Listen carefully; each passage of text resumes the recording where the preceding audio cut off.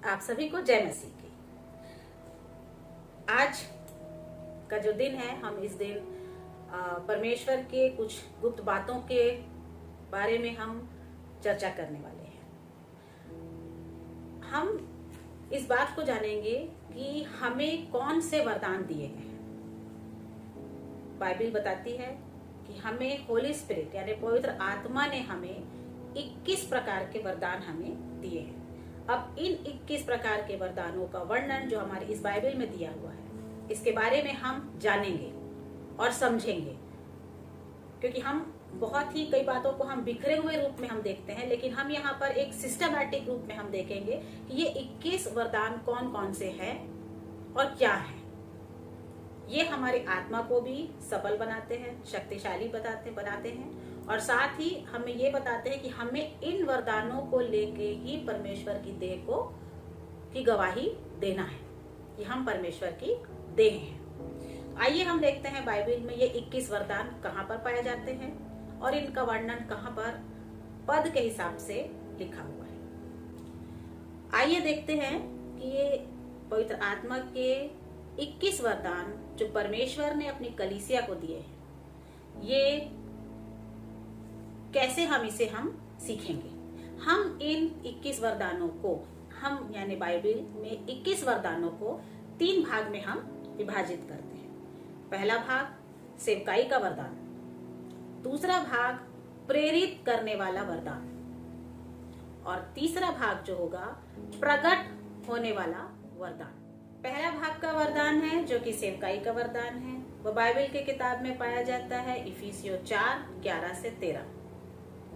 दूसरा भाग का वरदान है प्रेरित करने वाले वरदान, ये बाइबल में पाया जाता है रोमियो की पुस्तक अध्याय 12 पद 6 से 8 तक। तीसरे प्रकार का वरदान है जो प्रकट होने वाले वरदान है, ये बाइबल में पाए जाते हैं पहला कुरिन्थियों की पुस्तक उसका अध्याय 12 पद 8 से 10 में। पहले भाग का जो वरदान है जो कि है सेवकाई के वरदान। आइए देखते हैं बाइबल में इफिसियों के किताब जिसका अध्याय 4 और पद 11 से 13 में बाइबल इसके बारे में क्या कहता है। मेरे साथ निकाल लेंगे इफिसियों की पत्री 4 अध्याय पद 11। उसने कुछ को प्रेरित नियुक्त करके, कुछ को भविष्यवक्ता नियुक्त करके, और कुछ को सुसमाचार सुनाने वाले नियुक्त करके, और कुछ को रखवाले और उपदेशक नियुक्त करके दे दिया, जिससे पवित्र लोग सिद्ध हो जाएं और सेवा का काम किया जाए, मसीह की देह उन्नति पाए, जब तक कि हम सब के सब विश्वास और परमेश्वर के पुत्र की पहचान में एक ना हो जाए और एक सिद्ध मनुष्य ना बन जाए और मसीह के पूरे डिलडौल तक ना बढ़ जाए। परमेश्वर इस वचन पर आशीष दे। और हम इस वचन को पढ़ने से हमें यहाँ पर सिर्फ पहला भाग के बारे में हमें ये पता चलता है कि पहला भाग जो है वरदान का, जो है कि सेवकाई के वरदान, ये जो वरदान है ये है 5 प्रकार के वरदान। हमारे हाथों में 5 उंगलियां पाई जाती हैं। ये 5 उंगलियां यहाँ पर इस स्थल पर दिए गए 5 उन वरदानों को वर्णन करती हैं जो कि आते हैं सेवकाई के वरदान में। ये 5 वरदान जो हैं, अंगूठा, हम पहले उंगलियों को देख लेंगे। ये अंगूठा है, ये तर्जनी है, ये मध्यमिका है, ये अनामिका है और ये है कनिष्ठा। ये 5 जो उंगलियां हैं जब आपस में एक होती हैं तो ये बहुत ही मजबूत एक मुट्ठी बन जाती है। ठीक इसी प्रकार परमेश्वर ये कहना चाहते हैं, जब परमेश्वर ने अपने पवित्र आत्मा का ये पहला भाग का जो 5 वरदान दिया है, ये अपने आप में कलीसिया को बांध के रखता है, एक शक्तिशाली बनाता है, शक्तिशाली कलीसिया बनाता है।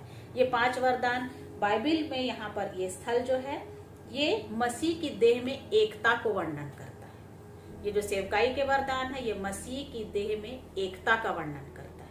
आइए देखते हैं ये 5 वरदान कैसे हैं। बाइबल में यहाँ पर लिखा है, पहला है ये जो अंगूठा है ये है प्रेरित करने वाले वरदान।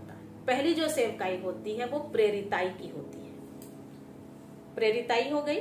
दूसरा जो है तर्जनी, फोर फिंगर जिसको हम बोलते हैं, ये है भविष्यद्वक्ता। यहाँ पर लिखा है कुछ को भविष्यद्वक्ता नियुक्त करके, यानी यहाँ पर भविष्यद्वक्ता नियुक्त हुआ है। तीसरा है जो मध्यम है, मध्यम है मिड फिंगर। मिड फिंगर जो है मध्यमा है, ये है सुसमाचार प्रचार करने वाले यानी प्रचारक। ये है आपकी अनामिका यानी कि रिंग फिंगर। रिंग फिंगर जो है ये है रखवाले, कुछ को रखवाले। रखवाले यानी रखवाल, कलीसिया का रखवाला यानी हमारे पास्टर। पांचवी जो है कनिष्ठा यानी लिटिल फिंगर। ये लिटिल फिंगर वैसे तो छोटी है लेकिन ये सबसे इम्पोर्टेंट है। ये इस हाथ के बैलेंस को बना के रखती है। यदि लिटिल फिंगर नहीं रहे आप कोई भी चीज को प्रॉपरली पकड़ नहीं सकते। ये लिटिल फिंगर को यहाँ पर हम देखेंगे उपदेशक। ये है उपदेशक। उपदेशक यानी सिखाने वाला, उपदेशक यानी टीचिंग देने वाला, टीच करने वाला। तो हो गए 5 प्रकार की सेवकाई के वरदान। अंगूठा जो इस पूरी मुट्ठी को पकड़ के रखता है, हम जब अंगूठे को देखते हैं चारों उंगली को पकड़ने वाला ये अंगूठा है। अंगूठा जो होता है ये हो गया प्रेरित, मोटिवेट करना। प्रेरित जो होते हैं कलीसिया में जब पाए जाते हैं, ये कलीसिया को पकड़ के रखते हैं, मसीह की देह को पकड़ के रखना। कलीसिया में जो लोग होते हैं उनको प्रेरित करना कि वो मसीह में बने रहे। तो ये प्रेरितों का वरदान, प्रेरिताई करने का वरदान, मोटिवेट करने का वरदान, ये कलीसिया को पकड़ के रखता है। ये होता है जो तर्जनी होती है, ये इंगित करता है। इंगित करना मतलब परमेश्वर की बातों को बताता है कि परमेश्वर तुमसे ये कहने वाला है। भविष्यवाणी करता है कि परमेश्वर कलीसिया से ये बोलता है, परमेश्वर कलीसिया से ये बोलता है। आने वाले समय को ये हमें बताता है, ये इंगित करता है। मध्यमिका यानी मिड फिंगर। हम देखते हैं जब ये मध्यमिका होती, मध्यमिका मतलब ये पूरे हथेली का बैलेंस है, ये बैलेंस को मेंटेन करता है। बैलेंस यानी संभालना। ये हो गया पकड़ के रख रहा है, ये इंगित करता है भविष्यवक्ता। और ये मध्यमिका में जो है ये है प्रचारक। जो प्रचारक होते हैं ये पूरी कलीसिया में बैलेंस बनाते हैं। हम देखते हैं कलीसिया में हम कुछ फंक्शन होता है या कभी कुछ ऐसी चीजें होती हैं जहां पर हम नहीं जा सकते, या हमें उन चीजों को और गहराई से या बहुत ही महत्वपूर्ण तरीके से यदि हम पॉइंट टू पॉइंट हमको बोलना है, हम क्या करते हैं, हम देखते हैं हम कलीसिया में हम बाहर से प्रचारक बुलाते हैं, है ना। और वो प्रचारक आके हमको जिस बातों को हम रेगुलर वे में नहीं समझ सकते हैं उसको वो हमें वहां से निकाल के वो प्रकाशन लेके, यानी वो परमेश्वर की दिव्य बातों का प्रकाशन लेके हमें बताता है। ये प्रचारक होता है। ये हर परिस्थिति में जा सकता है, हर परिस्थिति में ढल सकता है। प्रचारक कलीसिया में लोगों को लाता है, प्रचार करता है, परमेश्वर की बातों को बताता है, सुसमाचार प्रचार करता है। परमेश्वर की सिर्फ अच्छी, सुसमाचार यानी परमेश्वर की अच्छी, गुप्त और उत्तम बातों का प्रचार करता है। ये दुख, पीड़ा, संताप के बारे में नहीं बताता। ये प्रचार करता है कि क्या परमेश्वर आपको देना चाहते हैं, परमेश्वर के पास क्या बातें हैं, क्या उत्तम उत्तम स्वर्गीय खजाना है। ये चीजों को ये प्रचारक बताता है। तब कलीसिया में बैलेंस होता है, बिखरती नहीं है कलीसिया इस प्रचारक के कारण। इसलिए हम देखते हैं कि टाइम टू टाइम हम बाहर से हम लोगों को बुलाते हैं जो बहुत ही ज्यादा अपने आप में जो बाइबल की बातों को जानते हैं और हम भी उनसे कुछ सीखना चाहते हैं। तो वो हम जब भी प्रचारक ऐसा बोलता है, हमें बताते हैं, तो हमें ऐसा लगता है कि वो हमसे बात कर रहा है। तो ये प्रचारक है, कलीसिया को बैलेंस करता है। अनामिका यानी कि रिंग फिंगर। हम जानते हैं कि रिंग फिंगर होता है जोड़ने वाला। यहाँ पर रिंग फिंगर बाइबल में लिखा है, ये है कुछ को रखवाले नियुक्त किया। ये है रखवाल। रखवाल यानी कलीसिया का रक्षा करने वाला। वो होते हैं हमारे पास्टर। पास्टर कलीसिया के साथ एक प्रकार से देखा जाए तो वो उसके साथ एक बंधन में बंधा है। बंधन ऐसा कि वो हर समय उसको बारे में उसको चिंता होती है कि मेरी कलीसिया में कैसा हो, मेरी कलीसिया कैसे हो। वो हर समय उसका हृदय उसकी कलीसिया से जुड़ा होता है। रिंग फिंगर, ये एक साइंस भी बताता है कि रिंग फिंगर की जो नस होती है वो डायरेक्ट हार्ट से जुड़ी होती है। तो ये जो रखवाल है यानी ये जो पास्टर है, ये कलीसिया में उसका मन लगा रहता है। वो चाहता है कि मेरी कलीसिया हर समय उन्नति करती जाए और वो हर प्रकार का जतन करता है। लास्ट जो आपकी कनिष्ठा है, कनिष्ठा यानी लिटिल फिंगर, छोटी तो है लेकिन सबसे इंपॉर्टेंट है। जैसे कि ये पूरे हाथ को बैलेंस बनाती है, हाथ का ये मजबूती बनाती है, मजबूती प्रदान करती है। और ये ना रहे तो आप किसी चीज को पकड़ नहीं पाएंगे, आपके हाथ से वो स्लिप हो जाएगा, यहां से लूज हो जाएगा, आपका फिस्ट टाइटली नहीं क्लोज होगा, है ना। तो ये जो तर्जनी है, सॉरी, ये जो कनिष्ठा है, ये है उपदेशक, 5वीं प्रकार की सेवकाई। उपदेशक, उपदेशक यानी टीचर्स, शिक्षक। यदि ये शिक्षक ना रहे तो बाइबिल की बहुत सारी बातें जो कि अध्यात्म से जुड़ी हैं, चाल चलन से जुड़ी हैं, वार्तालाप से जुड़ी हैं, हमारे आचरण से जुड़ी हैं, मसीह जीवन से जुड़ी हैं, है ना, उन चीजों को ये शिक्षक ही बताता है। छोटी छोटी कहानियां हैं, दृष्टांत हैं। जैसे यीशु मसीह में ये 5 सेवकाई थी।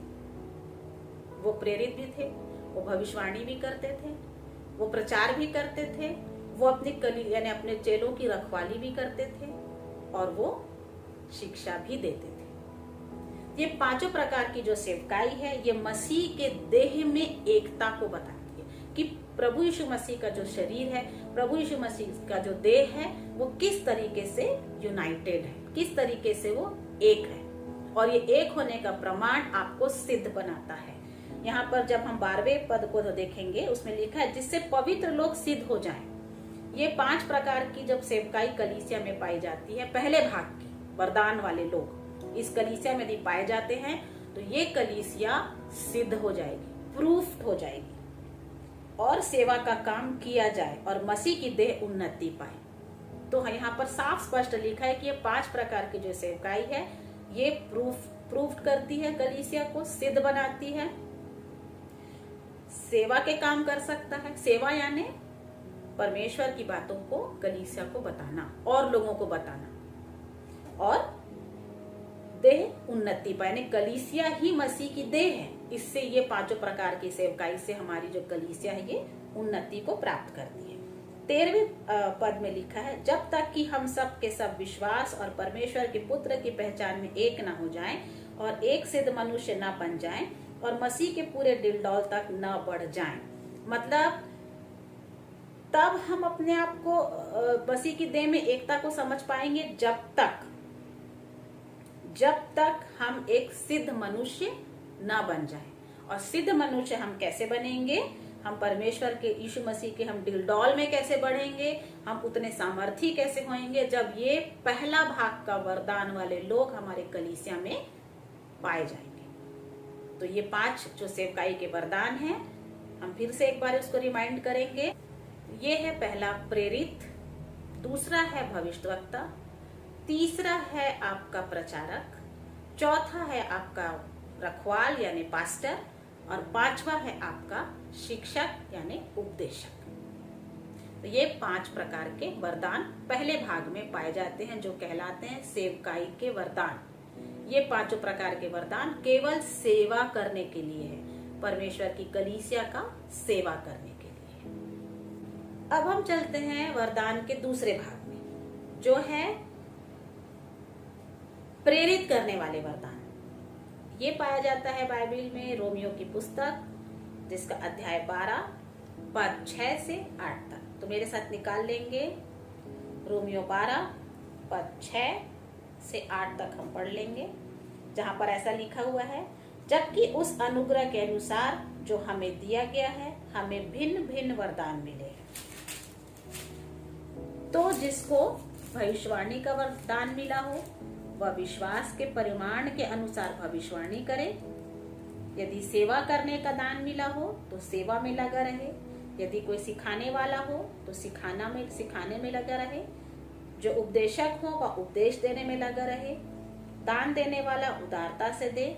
जो अगुवाई करे वह उत्साह से करे, और जो दया करे वह हर्ष से करे। इस अध्याय में कि इस पद में यहाँ पर परमेश्वर ने अपनी कलीसिया में एक सेवा का जीवन जीने के वरदान दिए। कैसा जीवन हमको जीना है? हमने पहले भाग में पढ़ा था 5 प्रकार की सेवकाई मिला है कलीसिया में। यहाँ पर हम देखेंगे कि 5 प्रकार के वरदान के साथ हमें और कौन से वरदान मिले हैं जो प्रेरित करते हैं। प्रेरित करना यानी लोगों को मोटिवेट करना। जब हम मसीह के जीवन में, मसीह की देह में को जब हम एकता में लाते हैं, तब हम मसीह के देह के समान हम सेवा के जीवन में जाते हैं। आइए यहाँ पर हम देखते हैं जो दूसरा भाग है उसमें कितने प्रकार के वरदान हैं। इस पद को पढ़ने से हमें ये पता चलता है कि यहाँ पर कुल 7 प्रकार के वरदान हैं। अब ये 7 प्रकार के वरदान कौन कौन से हैं? ये 7 प्रकार के जो प्रेरित करने वाले वरदान हैं। पहला, भविष्यवाणी करने का वरदान। दूसरा, सेवा करने का वरदान। तीसरा, सिखाने वाले का वरदान। चौथा, उपदेशक यानी उपदेश देने का वरदान। उत्साहित करने का वरदान यानी। 5वां, दान देने वाला वरदान। 6वां, अगुवाई करने वाला वरदान। और 7वां, दया करने वाला वरदान। यानी कुल 7 प्रकार के प्रेरित करने वाले वरदान है। ये प्रेरित यानी आपके जीवन में ये जो वरदान दिखाई दे, ये जो वरदान होते हैं, इससे दूसरे मोटिवेट होते हैं। जब आप वचन कहता है कि भविष्यवाणी का दान जिसे मिला हो वह विश्वास के परिमाण के अनुसार से भविष्यवाणी करे। विश्वास के परिमाण, परिणाम नहीं, परिमाण यानी आपका कितना परिमाण है, कितनी वैल्यू है, कितना आपका विश्वास आगे बढ़ चुका है, वो भविष्यवाणी करना है। यहाँ पर प्रमाण नहीं बोल रहा है, यानी कोई प्रूफ नहीं मांग रहा है कि हाँ भविष्यवाणी करे तो आप मुझे प्रूफ दिखाइए। ये प्रूफ नहीं, परमेश्वर ने आपको ये वरदान दिया है कि आप आने वाले समय की भविष्यवाणी आप कर सकते हैं। और उसका परिमाण यानी भविष्यवाणी हमेशा जो होती है वो पिछले से वर्तमान में लाती है, भूतकाल से वर्तमान में, और वर्तमान से भविष्य की ओर लेके जाती है। भूतकाल में जो हो चुका है, पास्ट में जो हो चुका है, वो वर्तमान में भी हमको बताता है कि आगे क्या होने वाला है। जब हम आगे जाएंगे तब हम देखेंगे कि भविष्यवाणी वाले वरदान कैसे होते हैं, कैसे भविष्यवाणी होती है। कई भविष्यवाणी हजारों साल पहले हो चुकी होती है, लेकिन उसका रिजल्ट काफी दिन बाद आता है। दूसरा जो होता है वो सेवा करने का। सेवा यानी आपके जीवन में लोगों को वेलकम यानी अतिथि सत्कार। आपने देखा होगा परमेश्वर के जीवन में वो उसके उपदेश सुनने के लिए जितने लोग आते थे, उसके प्रवचन सुनने के लिए जितने लोग आते थे, वहां पर हरेक को आतिथ्य सत्कार दिया जाता था, एक वैल्यू दी जाती थी, एक उनके इम्पोर्टेंस दी जाती थी, क्योंकि वो उसके प्रवचन सुनने आते थे।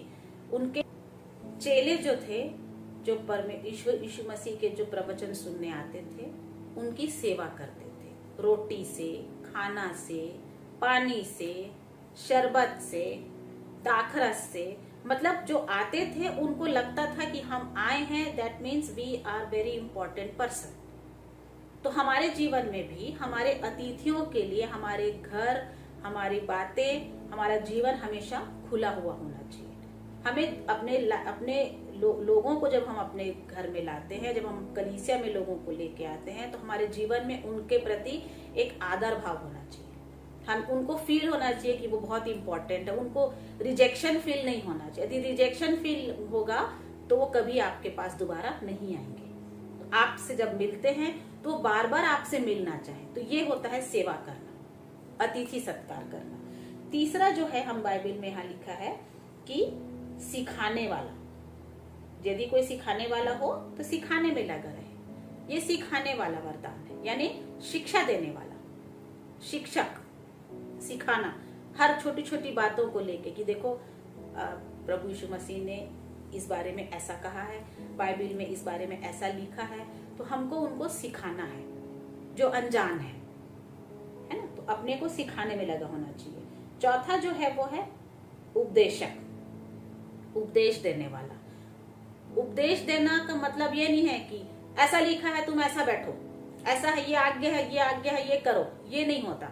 उपदेशक यानी होता है कि उत्साह करना, उत्साहवर्धन करना, बाइबल की बातों से, परमेश्वर के जीवन की बहुत सारी ऐसी बातों से क्यूरोसिटी को डेवलप करना कि क्या प्रभु ऐसा है, क्या प्रभु ऐसा है, ये बताना लोगों को। तो हमारे जीवन में ऐसी बातें होनी चाहिए कि हमें देख के सामने वाला हमें जानने नहीं, यीशु मसीह को जानने के लिए उत्साहित रहे, हमेशा उसके मन में जिज्ञासा होती रहे कि इसका प्रभु कैसा है, ये किस पर विश्वास करता है, इसके जीवन में कौन सी झलक है।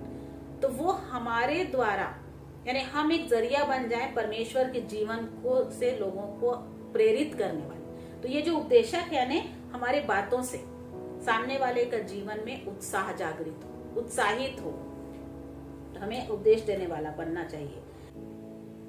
पांचवा जो वरदान है वो है दान देने वाला वरदान। बाइबल ये बोलता है कि दान देने वाला उदारता से दे, उदारता से देना है। यानी आप जब दे रहे हैं तब आपके अंदर में एक प्राउड फील नहीं होना चाहिए कि मैं उसको दे रहा हूं, मैं उसको दान दे रहा हूं। हम क्या करते हैं, हम जब दान देते हैं तो हम सोचते हैं कि हम एक वो दे रहे हैं, हम फोटो ले रहे हैं, आजकल दान दे रहे हैं तो है ना, कि हमने वहां दिया। आप दान दें तो आपके जीवन से दान देने वाला एक गवाही होनी चाहिए। यदि कोई जरूरतमंद है आपके पास, वो आता है तो आप उसको दें। आप ये देखें कि एक्चुअल में किसको जरूरत है। हमारे आसपास, हम अपने आसपास से शुरुआत करें, हम अपने जानने वालों को देखें कि ऐसा कौन हम जिसको जानते हैं उसको इस वक्त किसी चीज की आवश्यकता है, हम जाके उसकी जरूरत को पूरा कर दें। क्योंकि जब वो मांगेगा तो उसके आंखों में एक दीनता आ जाएगी, वो एक इंफीरियरिटी कॉम्प्लेक्स में आके मांगेगा, वो झिझकेगा भी। और अपने लोग जो होते हैं, हमारे आसपास के लोग जिनको हम जानते हैं, वो जल्दी से अपने जानने वालों के पास जाके मांगते नहीं है, क्योंकि एक उनके अंदर में हीन भावना होती है। तो हम यदि सोचते हैं कि व्यक्ति यदि सामने में है और उसको जरूरत है, तो हम उसकी भावना को समझ के हम उदारता से उसको दे। यदि उसको उस वक्त एक रुपए की आवश्यकता है, हम उसको 100 रुपीज दे। क्योंकि दान देने से एक सबसे महत्वपूर्ण चीज आपकी पूरी होती है कि आपके जीवन में वो एक देने वाला आशीष आपके अंदर से फ्लो होती है। आपके जीवन का एक गरीबी का श्राप खत्म हो जाता है, क्योंकि जब आप देने वाले होते हैं तो आप दान देने वाले वरदान से आप अभिषेक हो जाते हैं। छठवां जो वरदान है वह है अगुवाई करने वाला। अगुवाई करना मतलब लीड करना, गाइड, अगुवाई करना, लोगों को लेके जाना, चरवाही करना, सही जगह पे लेके जाना। यहाँ पर ये नहीं बता रहा है कि आप एक बॉस हो और आपके पीछे चलने वाले आपके डिसाइपल हैं या आपके एम्प्लॉई हैं, या जो जैसा मैं बोल रहा हूँ वैसा होना चाहिए। ये अगुवाई नहीं है। अगुवाई करना मतलब क्या होता है, लोगों को साथ में लेके एक अच्छी दिशा की तरफ लेके जाना, जो उनके लिए भलाई का, जो भलाई के लिए जगह तैयार है, वहां तक लेके जाना। उस जगह तक ले जाने के लिए नुकसान नहीं होगा, जो कष्ट होंगे वो आप पहले से दिमाग में आपके आ सकते हैं, और उसका निवारण भी आपके पास होगा कि यदि मैं इस लोगों को अगुवाई कर रहा हूं, यदि ये प्रॉब्लम आती है तो वहां पर मेरे पास उसका एक सोल्यूशन भी होना चाहिए। तो जो अगुवाई करते हैं उनके पास ऐसा नहीं कि अंधेरे में ही लोगों को ले चले। अगुवाई करना मतलब उनके पास एक प्लान होता है। हम अगुवाई करने का वरदान देखते हैं कि जैसे मूसा ने अगुवाई की थी, वो अपने लोगों को उस प्रॉमिस लैंड तक लेके गया, उसके पास पूरा प्लान था और वो अगुवाई किया। मुश्किलें आई लेकिन उसको पता था कि मुश्किलों को कैसे पार करना है। सो ये एक वरदान होता है अगुवाई करने का, लीड करने का। और 7वां जो वरदान है वो लिखा है दया करे, जो दया करे वह हर्ष से करे। दया करना है पिटीनेस, ये पिटीनेस, अरे बहुत दुख हो के हमको दया नहीं करना है, हर्ष से करना है, कंपैशन। ये जो यहाँ दया है इसका मतलब है कंपैशन यानी तरस, और वो तरस खाना है हमको खुशी से, यानी कि ओके ऐसा है आपके अंदर में कंपैशन है, आप उसके लिए कुछ करें, और आपके अंदर में उसके ऊपर दया करने से आपको खुशी मिलेगी। खुशी मिलेगी मतलब मान लीजिए कोई रोगी है, कोई बहुत पीड़ित है, कोई किसी बहुत दुखी है, आप वहां पर जाके उसके दुख को जब आप शेयर करते, जब आप उसके दुख को बांटते हैं, उसके साथ बैठते हैं, तो आपके अंदर में ये तसल्ली होती है कि मैं वहां गया और मेरे जाने से उसके जीवन में खुशी आई। तो आपके जीवन में पहले खुशी आनी चाहिए।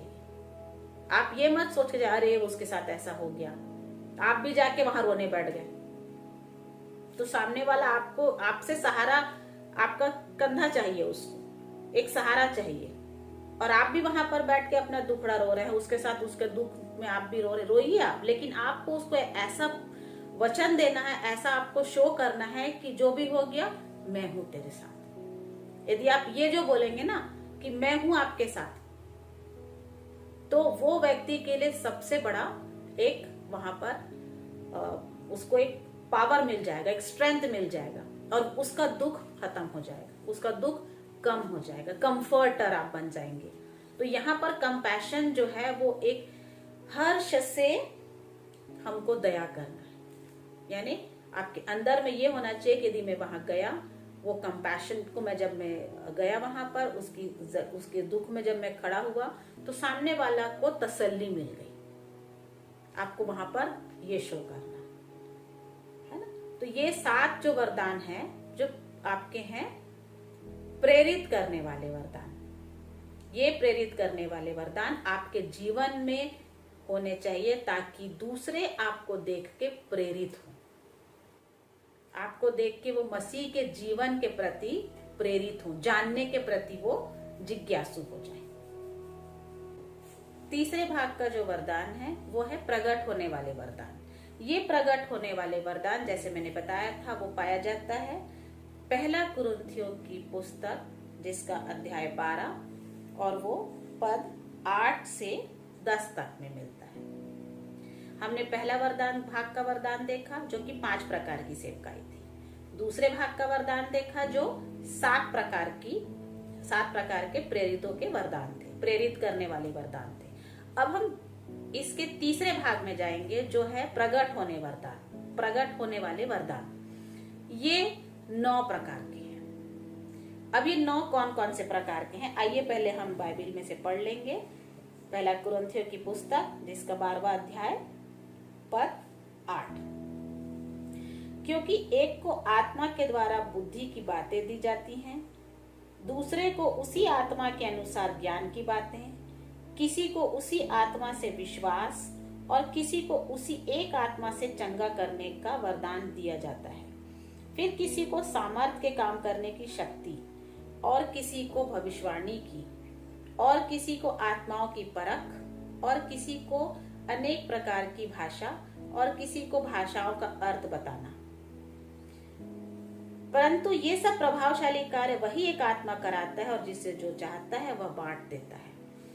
अर्थात पवित्र आत्मा का ये जो 9 वरदान जो कि 21 वरदानों का तीसरा भाग है, ये प्रकट होने वाले वरदान है। पहले भाग में आपने सेवकाई देखा जो कि परमेश्वर की देह की एकता को बताता है। दूसरे भाग में हमने देखा कि परमेश्वर के सेवा का जीवन को बताता है कि किस प्रकार से सेवा का जीवन से लोग प्रेरित हों। तीसरे भाग में जो हमने ये 9 वरदान जो हम प्रकट होने वरदान जो देखते हैं, ये है आत्मिक वरदान। एक ही आत्मा का प्रकट होने वाला वरदान। आइए हम इसको 3 प्रकार से हम इसका प्रगटीकरण को देखते हैं। पहला प्रगटीकरण जो होता है वो है पावर, यानी शक्ति। पावर ऑफ स्पिरिट, उसको शो करता है।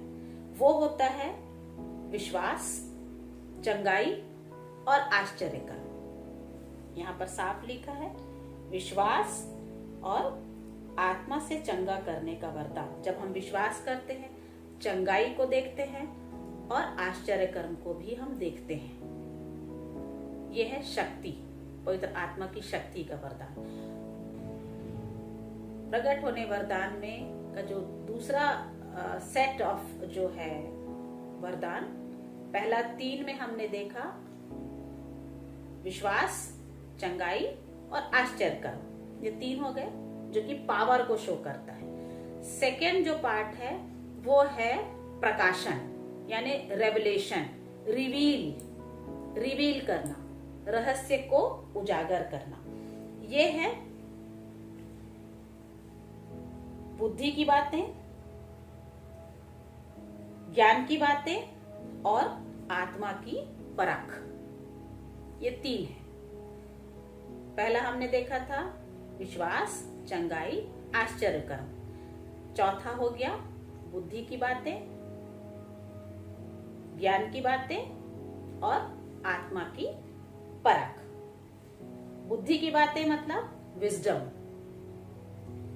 ज्ञान की बातें मतलब नॉलेज, किसी बात के बारे में नॉलेज होना, ज्ञान रखना, उसके बारे में जानना कि वो कैसा है।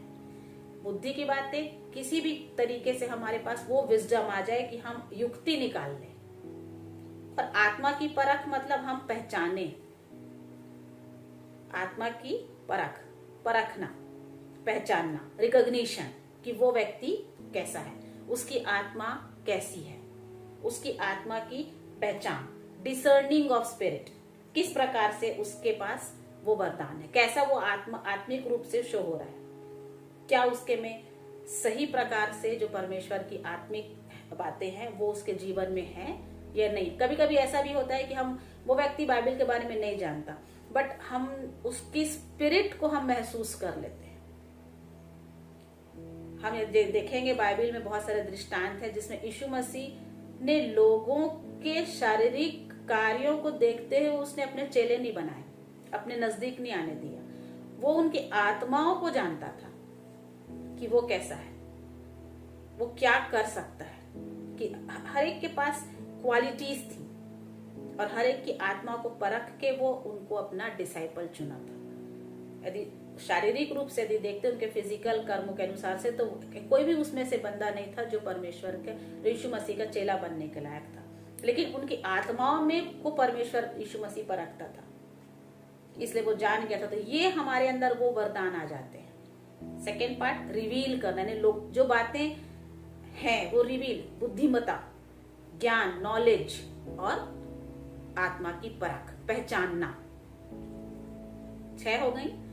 7वां जो है, 7वां, 8वां और 9वां, ये जो लास्ट का जो 3 सेट होता है ये आता है वार्तालाप, यानी कम्युनिकेशन।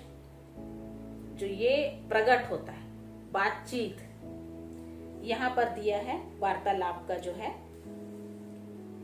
यहाँ पर भविष्यवाणी है और किसी को भविष्यवाणी, ये भी एक वार्तालाप है। प्रोफेसी यानी भाषाओं का, अनेक प्रकार की भाषा यानी टंग्स, अन्य भाषा जिसको हम बोलते हैं। किसी को हर एक कई प्रकार की भाषाएं आती हैं। ऐसा भी हमने देखा मनुष्य को कि उनको कई लैंग्वेज आते हैं। ये भी एक, हमें तो सिर्फ हिंदी और इंग्लिश और छत्तीसगढ़ी आता है, लेकिन ऐसे भी लोग हैं जो शायद 50 भाषा एक साथ बोल सकते हैं। तो ये भी एक वरदान है। और ऐसा भी एक वरदान है कि भाषाओं का अर्थ भी बताने वाले, यानी इंटरप्रिटेशन, उन लैंग्वेज का उनको ट्रांसलेशन भी पता है। हम बाइबल में कई बार अन्य भाषा में प्रार्थना करो बोलते हैं, है ना, अन्य भाषा।